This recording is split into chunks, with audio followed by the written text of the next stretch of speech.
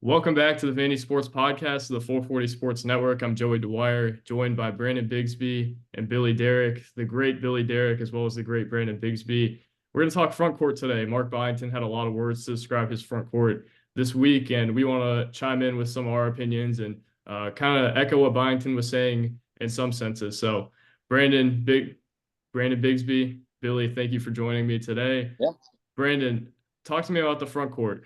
What are your overall thoughts? Obviously, kind of lacking size in terms of height, but Mark Byington talked about wingspan and how important that is to him. Feels like they've got some physicality and athleticism too, but everybody in the SEC does. Brandon, where does Vanderbilt stand? What are your overall thoughts about the front court? Yeah, I think just kind of looking overall is the number one thing that stands out to me. It's just the size, and I guess really maybe you could say the lack thereof in terms of size. You just kind of look at the roster and Wright being the tallest guy at 6'9", 235, and then you have Jaylen Carey at 6'8", 265. So you're not really gonna have that traditional big man center that you typically see nowadays that you would like to see typically over like that 6'10" range. But the one thing I do like about this front court is that it feels like there's a lot of versatility in terms of what Mark Byington's going to be able to do with his rotations. I know that he talked to you a little bit about that as well, is that you're going to see really all four forwards probably get a decent amount of playing time together. I mean, you look at Jaylen Carey, he's probably going to be a guy that's more slotted at the 5, but he's someone that Mark Byington's been specifically high on, it feels like. You've got someone in J.Q. Roberts that I actually think could maybe be a bit of a sleeper out of the 4. Obviously was still here last year during Coach Stackhouse's tenure, but I thought showed some pretty good flashes in a rather limited situation. He was kind of forced to be put at that 5 spot a lot of times just because there weren't really many other options for them to really roll with. But in the limited time he had, he looked pretty good. Devon McGlockton, someone that can kind of switch between the 3 and the 4, a really solid, steady player that has shown a little bit from range in some of the things that we heard over the summer as well. And then obviously you do have Kijani Wright, who should be another really good guy to kind of line up at the 4 or the 5. And the one thing that I think that is going to be interesting again is just that versatility, because really all 4 of those guys can play together because each of them are very different from each other stylistically. So I do have a little bit of a worry about the size, but with the way that Mark Byington likes to kind of construct his teams, maybe they can kind of coach around that a little bit. The only thing that it would worry me with is in terms of just post defense and rebounding, which is something that we saw last year with Vanderbilt was kind of a struggle at times. So that's the one concern I have, but I do like a lot of the versatility that they have, and they have a lot of guys that I think can come in and do different things for them at different points when needed. Yeah, they've got a lot in the front court, and just in terms of athleticism and physical profiles, which I think is encouraging. Billy, I don't know that they're going to be a top half of the league type front court, because you look at the other teams, Janai Broome, Cliff from Alabama, Brandon Garrison from Kentucky. There's a lot of good bigs who are bigger physically than what Vanderbilt has and more proven. But also, I think Vanderbilt's got some intangible things in the front court. And we talked about it last year, to where they don't have to do everything for this team. It doesn't have to be a front court reliant team. They've just got to do enough. And I think last year at times they didn't. I think they were a liability in some senses when Lee Dort went out, when they had to play Tasos Calmateros in long stretches or Carter Lang in long stretches.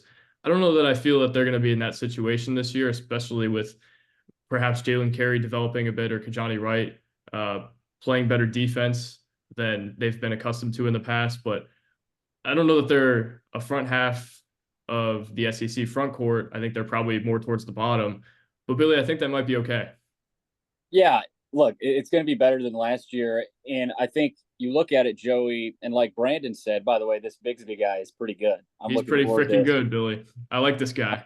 Yeah, I'm looking forward to working with him, especially this year in basketball. But the front court is really interesting to look at because, like Brandon said, there's a lot of mixing and matching that is possible, whether it's McGlockton and Carey in there together, or Roberts at the 4 and Kijani Wright at the 5. Like there's so many different combos that Byington can go with, and that's a positive, right? I mean, last year Vanderbilt was front court was really a non-factor in a lot of games, Joey. I mean, they were so reliant on Mannion and Lawrence and those guards, and Roberts is a guy I look at that he could have a unique role with this team, and I don't know if I'd compare him to Devon McGlockton, but I mean, I think he can turn himself into what Byington is asking of McGlockton. Now, Roberts is a little bit of a different player, but I think JQ will have somewhat of a role this year, which will be important for depth in the SEC.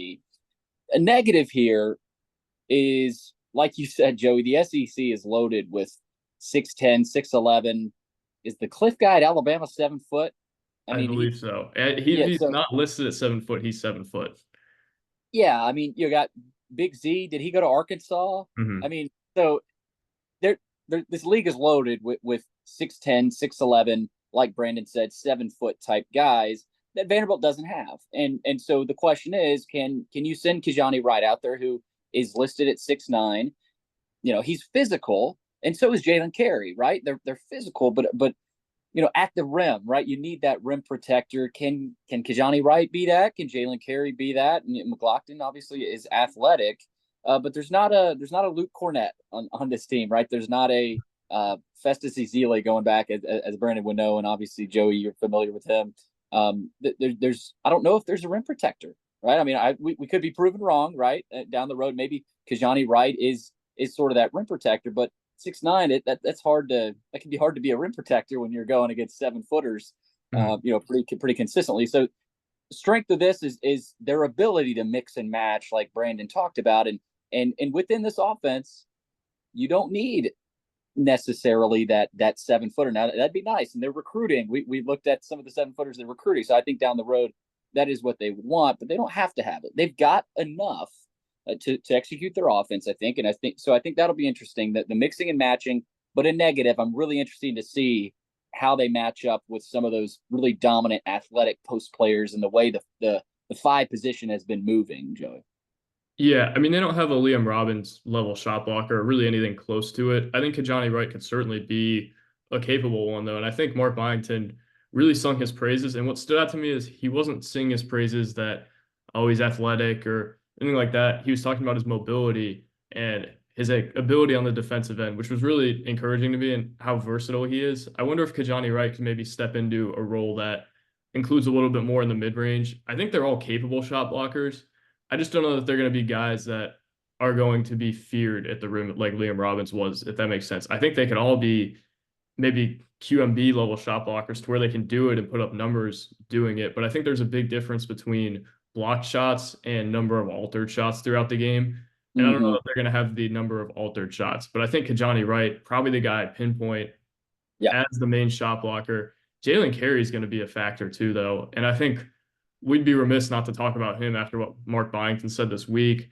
I asked him about the front court. I said, frankly, looks like from the outside, there's not as much height as some other front courts in the league. And there are other front courts in the league that don't have a whole lot of height. I don't think Vanderbilt's going to be the worst like they were last year. And I don't think it's going to be a huge gap in a lot of games they're going to play with because they're going to have physicality and things of that sort. I think they'll be able to hold their own. And that's kind of the message that I was maybe trying to get forward earlier. They're not going to win a whole lot of front court battles if I were to guess, but they're going to hold their own. But as Mark Byington, you guys don't have a whole lot of height in the front court from the looks of it. How do you feel about it? And he goes, immediately, he says, we're going to be fine. And as soon as he was done saying that, he goes, I don't think people realize how good Jaylen Carey is. That was back to back sentences of just confidence and belief in his guy. And he goes, I don't think people realize how good Jaylen Carey is. I do. I coached him for a year. And he touted him as a guy who would have been one of the better transfers in the country if he was able to start for James Madison this year. They had an all league guy in front of him. I think Jaylen Carey has a tremendous skill set, Brandon, to where he's going to play on the perimeter a lot. He can really make reads. And I think that's something that stands out about him that Byington really liked. You see a guy with his size, he's a bull. He's a guy who's going to go downhill on you and you don't want to be in front of. But also, he can make passes. He can shoot it a little bit. He's got good touch. Byington touted his IQ. So I think Jaylen Carey really going to be a factor for them, Brandon. Yeah, Joey, I'd have to agree with you. And you mentioned him being kind of like a bull in a way. And you look at last year's team. I know that this team this year does kind of lack some of that height, but something that I feel like that you maybe don't have in the height with a lot of bigs you do have in athleticism and you do have in that size in Jaylen Carey in terms of just the strength play. And as great as size is, as great as height is, we see a lot of times where there are guys that can be over 6'10", but can struggle rebounding just because they aren't able to position. They get out jumped and they get kind of out muscled a lot of times in terms of getting that positioning and rebounding. So as important as it is to have a few guys that I think that are around that 6'10" or up range, especially in the SEC, that seems like has so many of those guys, especially at the 5 spot.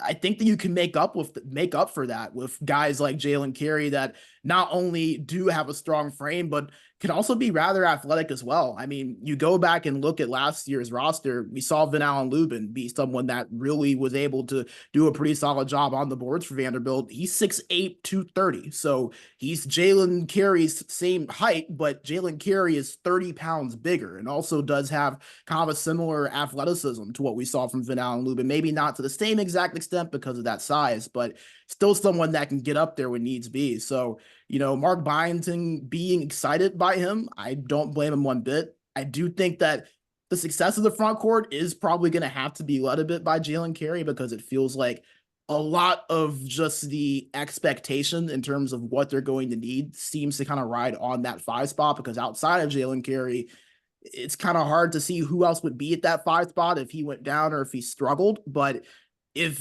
Mark Byington can get out of him what he thinks he can, I think that he could be somebody that does contribute. And just because he doesn't necessarily have that size in terms of the height, I think that he makes up for that in other ways in this game that maybe could be an advantage to him because there aren't maybe some other centers that, despite being tall, don't have that same athleticism and don't have that same strength and play that Jaylen Carey might. Yeah, I think Jaylen Carey's an X factor for them this year, Brandon.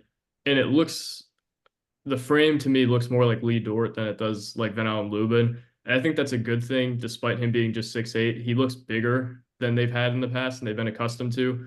Really, my question for Jaylen Carey, can he be a low post guy for them? We saw all last year their offense went into ruts because they didn't have a guy they could throw it down to. And I will say, as bad as that team was, they got somewhat better offensively as the year went on, it felt like.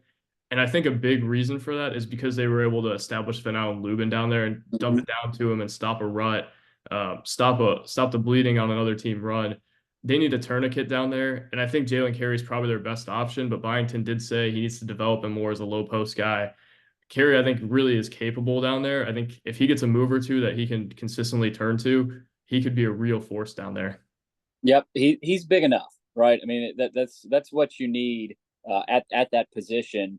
But I look at him; he comes from a great pedigree. His older brother, Vernon Carey, played at Duke, and I want to say he's still in the NBA. So he's got that in him, right? He's got that development potential in him. I think when you watch his game, you throw on the tape, he's very dynamic. I mean, his skill set is pretty diverse, and I feel like I saw 3, 4, 5 different moves from him. And like you said, the passing is something we can't forget about with him, Joey. He'll step back. I think we saw in one of the highlights. They've been doing a great job posting the highlights on their Twitter, by the way. But I think I saw one of him picking and popping, knocking down a 3. So he can do a lot. Now, I don't think they need him to do everything he can do, right, Joey? But something they need him to do is that low post game and where they can throw it down into him if he's got space and make a move. And so that's a good point about him. But I'm glad Brandon brought up Van Lubin as well, because initially, right, I don't think the staff was thrilled to see him go, and then eventually remain in the portal. Of course, he's at UNC now, so Van Lubin is a phenomenal player. But I still see more potential in Jaylen Carey than Van Lubin, because I think, number one, Joey, they have different skill sets. I think both of y'all would agree. Jaylen Carey, I think, is a little bit more dynamic. Van Lubin showed he could shoot a little bit, right? I'm nothing against his shooting ability, but I mean, Jaylen Carey, I think, wants to step out even more than Van Lubin wanted to. Now, Van is still a younger guy, so is Jaylen Carey, right? So I think they've still got room to grow, but I don't think the staff is sitting there saying, "Oh, Lubin's gone. You know, we brought in Carey, but we still wanted Lubin." Well, they still might have wanted him, but I don't think they're upset about sort of that replacement where exit Van Lubin, insert Jaylen Carey. That is not a bad replacement at all. Yeah, I know they really were not happy about Van Lubin going in the portal. I don't know if they were super happy about the way that it kind of unfolded either. But in a sense, I think Lubin was a fine fit for them because he can play out of ball screens and such, and maybe he could step out and shoot a little more. I think the bigs they have, even if they're not as talented as Lubin, which I think some of them aren't as talented as Lubin, I think he's a really good player. Went to UNC, obviously, although his recruitment was a little chaotic in the portal this year. I think their guys might fit better than what they had, though. Especially you look at Kajani Wright, a guy who can really play out of the ball screens. He can really run the floor. And that's another thing I think we need to touch on as well is with their scheme, it's going to be a lot different than a Stackhouse offense that you kind of needed a big who would be able to be established in the post a little bit. They're going to look to run a lot more this year. They're going to look to put their bigs in ball screens a lot more. Maybe rather than being as much of a low post guy, I think they need spacing more than they did last year with their bigs. And I think they need their bigs to be able to run and dunk a little more and jump. And I think Kajani Wright can really do that. Jaylen Carey, I think, moves pretty well. I think he's going to be more of a drop coverage big than Wright will be. I think Wright's going to be a guy who can hedge and get out a little bit and maybe be on the break a little bit. Another thing about the break, Mark Byington was talking about positionless basketball and said people are going to go crazy when Kajani Wright is leading the break. So I think he likes his handle. Um, and Wow. it's Billy might be one of those people who's going to go crazy when Kajani Wright's leading the break. I think I might have to cover his eyes in the press box next year. Well, But originally we talked about, like, I brought up Devon McGlockton as maybe one of the, but Kajani Wright is even a little bit more surprising. But that's part of their offense. That's what makes them dynamic. right, yeah, I think they're gonna be a lot more versatile in the front court, like you said, and I think that's also due to their scheme. And I think it's going to be a lot different because they're not going to have to only play in the half court, Brandon.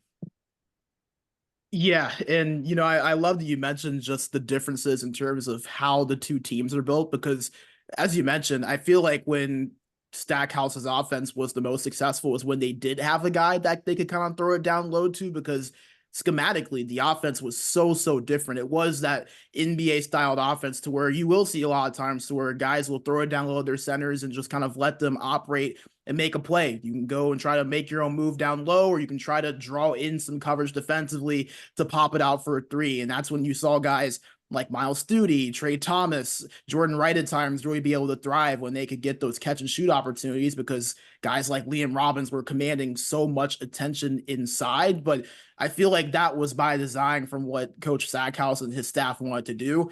This Mark Byington offense is so much different because there's constant movement.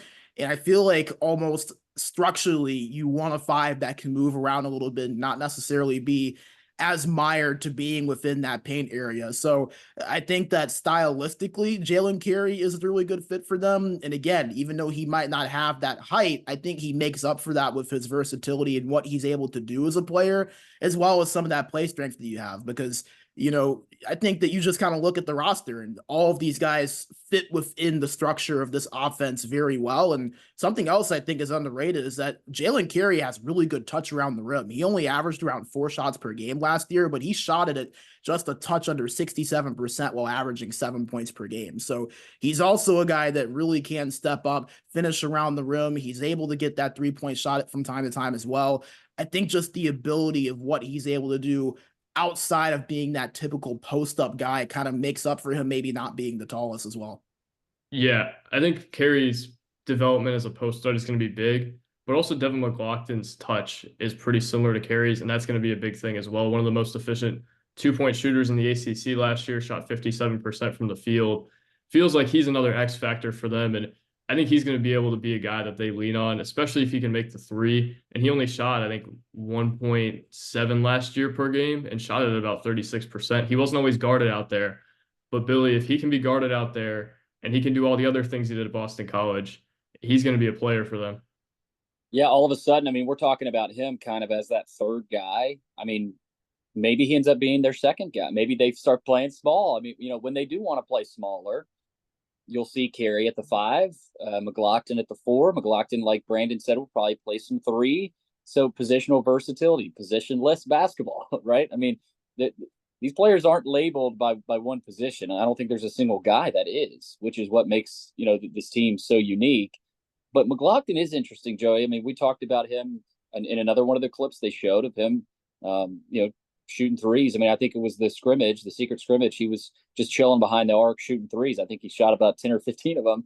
And felt confident, right? I mean, we were in the gym, but like he wants to, right? They want to be better. McGlockton wants to be able to shoot. So, man, that really does unlock something with this team. If McGlockton is a guy that maybe he's making 2.7 threes per game instead of 1.7, right? Maybe that is amped up a little bit. That makes a difference. And obviously his versatility, he's not as big as Carey and Wright, but being 6'7", he's big enough, as Brandon talked about, to still make some things happen down there. He's an active rebounder. Kind of reminds me, Brandon, of a Jeff Roberson type. Roberson was a little bit smaller, but and different type of player, but Roberson was a great rebounder, kind of a Swiss Army knife, was athletic enough to run the floor, shot it pretty well.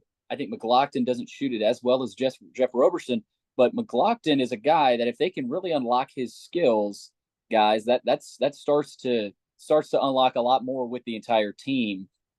Just helping with the guards, but also giving the front court guys more rest. McGlockton's going to have to go in there and play some big minutes.